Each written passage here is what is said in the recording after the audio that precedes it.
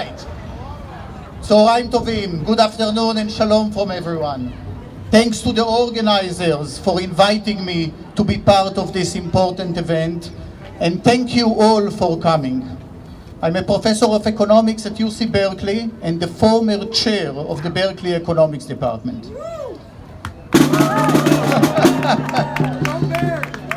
That's right, go Bears.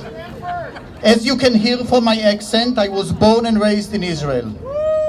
Before taking the academic path, I served for over 5 years in the Israeli Defense Forces and also in the Israeli Shin Bet, the internal security service. As I'm sure many of you know the feeling, I may have left Israel, but Israel has never left me. Or, in the words of Rabbi Yehuda Levi, ליבי במזרח ואנוכי בסוף מערב.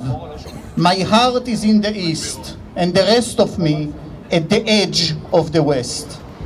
But today, I speak to you only wearing the hat of an academic economist. I have a lot more to say, but I'll stick to economics. All right, next page, wait a minute. All right, a little bit of economics. So, approaching only our 75th birthday, Israel's tech-powered economy is stronger than ever, with GDP per capita topping $55,000 last year. Our startup nation is richer than most G7 countries: Germany, England, France, Japan, and Italy.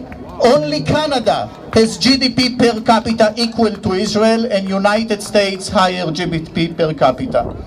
But this is no time for celebration, my friends.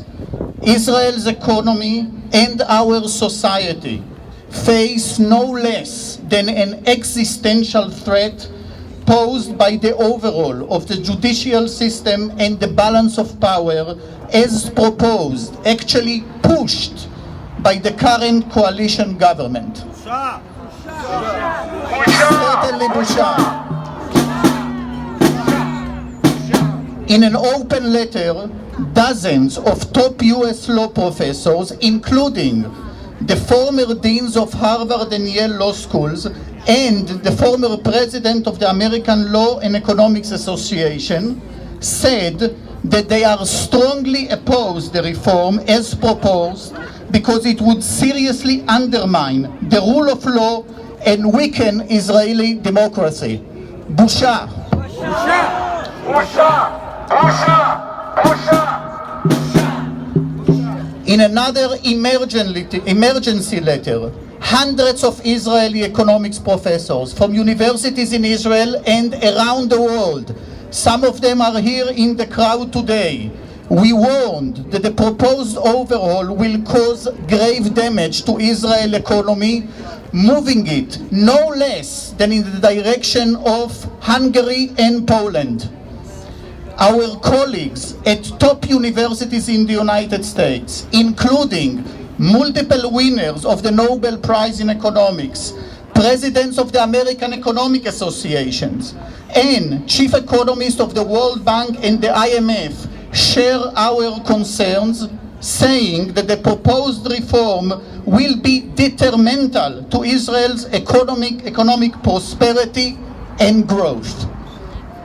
Of course, such consensus among economists, let me tell you, is very rare. As our reputation precedes us, aside from the law of supply and demand, the first law of economics is that for every economist, there exists an equal and opposite economist. And the second law of economics is that they are both wrong. So, borrowing one of President Obama's signature phrases, let me be clear, all economists are sounding the alarm bell and we are not wrong this time. Thank you. The proposed legal reform will undermine the rule of law and weaken Israeli democracy. It must be stopped. It is not too late. Israel Israel desperately needs stronger institutions, safeguards, and checks and balances, not weaker ones.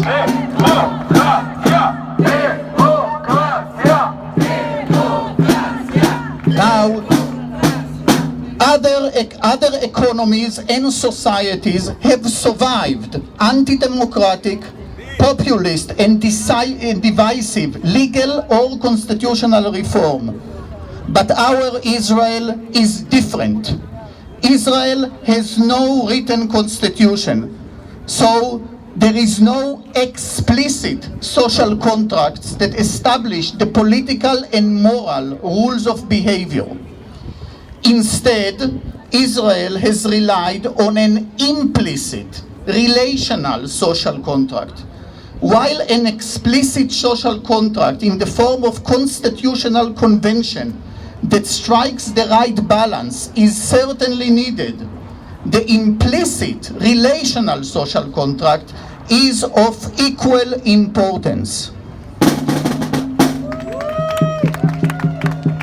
The foundations of our implicit, unwritten social contract is the Declaration of Independence, specifically freedom, justice and peace, and complete equality and social and political rights to all, irrespective of religion, race, or sex. What do we want? Democracy! When do we want it? Now! What do we want? Democracy! When do we want it? Now! What do we want? Democracy! When do we want it? Now! Rephrasing President Kennedy's historic words, because of this implicit social contract, many, or let me say enough, Israelis have asked what they can do for Israel, not what Israel can do for them. Unsurprisingly, living in an increasingly fragmented and divided society, more and more Israelis feel unfairly treated. As a result, the implicit social contract now has value-eroding friction. Restoring it requires from all of us honesty, integrity, loyalty, and reciprocity. The proposed legal reform is not only a giant step backward for Israel's explicit social contract, it puts our already fragile implicit social contract in great jeopardy. As such, we are in a fight not just for Israel's economy, but over its core identity. I am not a religious person, but let me conclude in Hebrew from the prayer for the state of Israel. ברך את מדינת ישראל, ראשית צמיחת גאולתנו. שלח אורך ואמתך לראשיה, לשריה ויועציה, ותקנם בעצה טובה מלפניך. ונתת שלום בארץ, ושמחת עולם לכל יושביה. Thank you. תודה רבה.